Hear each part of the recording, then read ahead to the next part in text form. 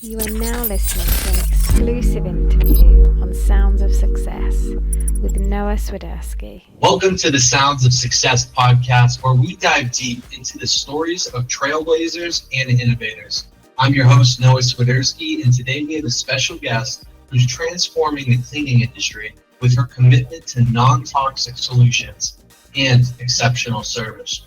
Join me as I chat with Brienne Burbank, CEO of Custom Cleaning, about her journey, challenges, and the secrets behind her success. Pleasure to have you on today. Good to be here. Thank you. Absolutely. Yeah, so can you tell us a little bit about your background and what inspired you to start Custom? Actually, my brother inspired me. So a little bit about my background. I was kind of lost a little bit. I went to college. I had goals, things I wanted to do, but kind of working in the field that I was in, which is criminal justice, a little bit of forensic psychology, was very trying. It was a lot. There was a lot, and it was a very stressful, high stressful job. So I found that I didn't have control over my schedule, over things that I needed, because I had certain parts of my life that I really, really required that. And my brother is a very successful businessman, and he started, from the ground up. And so he kind of mentored me, and everything seemed bigger than it was, harder, more intimidating than it was. And he really simplified that for me. And it was kind of more of a just do it. You just got to do it. And so it took a little bit, but I did. I just did it, and little by little, I learned as I went. And it was a great learning process. And I was able to take control over my own time, That's amazing. And with a lot of cleaning companies kind of out there, especially in the community, what would you say sets you apart from them? Honestly, it has absolutely nothing to do with the cleaning part. I mean, yes, that's definitely a strong point, but it has everything to do with the commitment, the loyalty, the personability, how I care for my clientele, really, and how I select my clientele. And I know a lot of people think that's crazy. What do you mean select? You have to take what you can get. That mindset will get you in places you might not want to be. So for me, it was really a learning process about what do I want and who can I offer my best self to. That's amazing. It sounds like hand selecting that clientele really is, your value when it comes to bringing it to the marketplace, and you want to match that with your clients. Makes complete sense. You emphasize using non-toxic products. Why is that important to you and maybe your clients as well? For me, it was a must. I have some chronic illness. That was kind of the emphasis on why I needed to control my time. I also needed to be able to kind of control my environment. So it was very crucial that I had a limited amount of chemicals, breathing those in and absorbing them through my skin. And I did find some really good feedback. There's a lot of people with children and pets, and, themselves having some illnesses, that they're maintaining. And it was kind of an overall, for the greater good. And so I found some success in being able to offer that. There was a few exceptions here and there on certain, details and duties that we do that require them. But they're so far and few between, I get to really focus on what actually works well for everybody. That's great that you put safety kind of at the forefront of everything. What has been the biggest challenge you've faced being a business owner in the cleaning industry?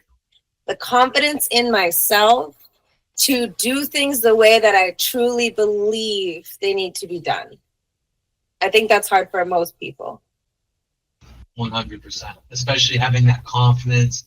Sometimes I hear business owners have that feeling of almost they're not good enough to have a company. That happens a lot. So it's definitely maintaining that consistency. I see that in your company for sure. Can you share maybe like a memorable client experience that highlights the impact of your services?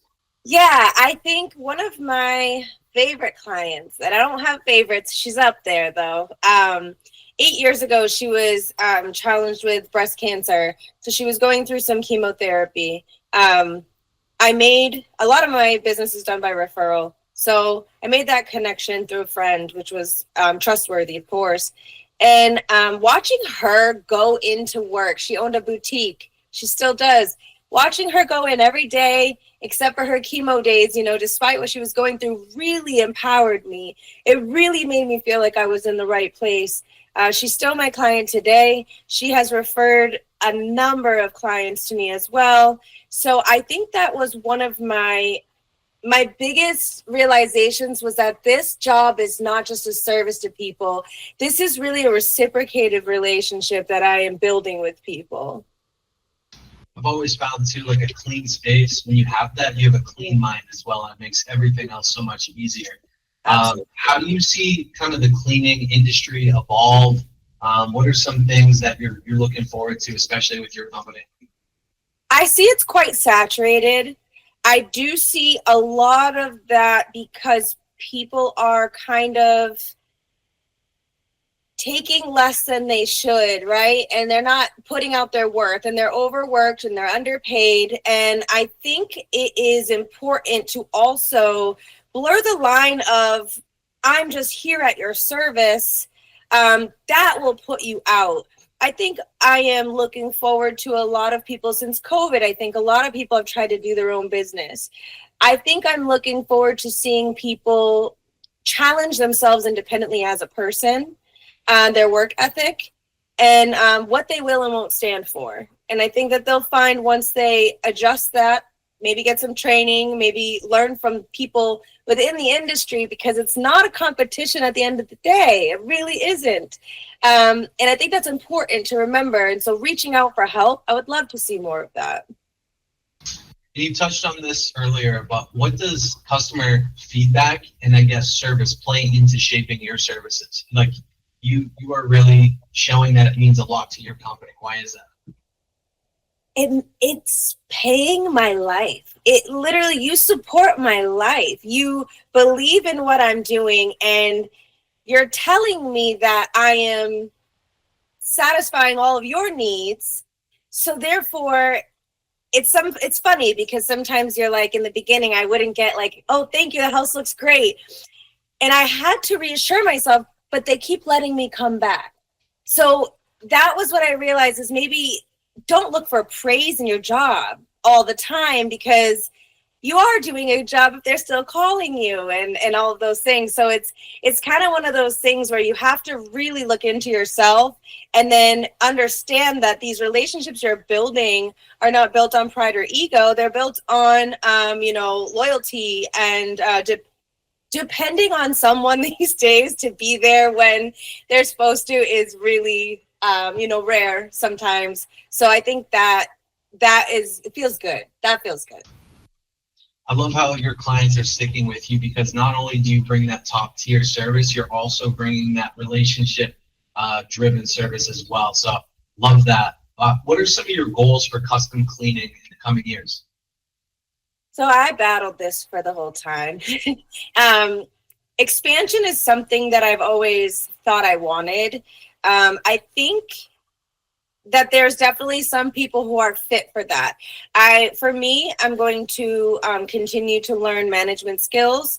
I'm going to continue to, dabble in that, and also keep a realistic idea of what I can handle. Once you let things go a little too far, it's really hard to reel them back. And you kind of got to choose if you're going to go all out or if you're just going to stay what's satisfactory and works for you. So I think I'm learning a little bit about that.